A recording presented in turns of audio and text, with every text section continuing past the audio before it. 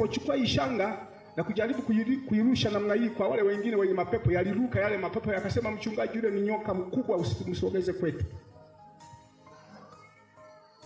Sio mara ya kwanza kuonyesha vitu hivi kanisani mama, kwamba ni vizuri unapokwenda kununua urembo kwa chinga au dukani ujiangalie sana.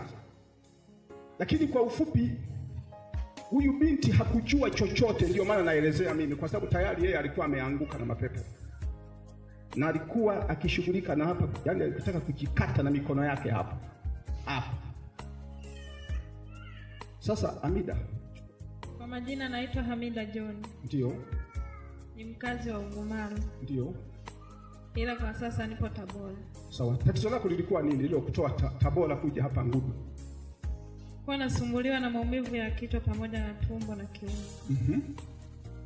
Na kikohozi kilikuwa kinanisumbua. Nahisi kama kuna kitu kilikuwa kinakwaruza kooni.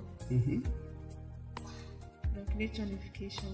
Ulijua kwamba hii ilikuwa ni ulijua ya kwamba tatizo lako lilikuwa kwenye hii shanga? Hapana, mimi nilijua tu ni chini ya kawaida. Pochukua hii shanga na kujaribu kuirusha namna hii kwa wale wengine wenye mapepo, yaliruka yale mapepo yakasema, mchungaji, yule ni nyoka mkubwa, usimsogeze kwetu.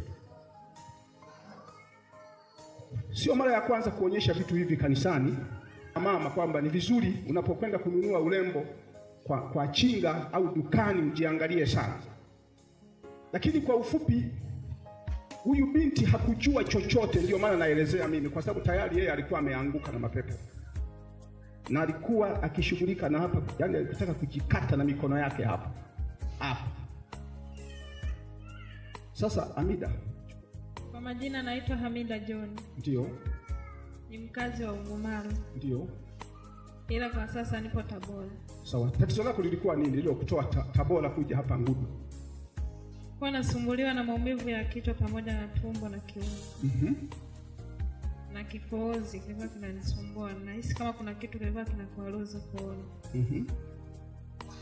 Ndio kilichonifikisha. Ulijua kwamba hii ilikuwa ni ulijua ya kwamba tatizo lako lilikuwa kwenye hii shanga? Hapana, mimi nilijua tu ni chini ya kawaida.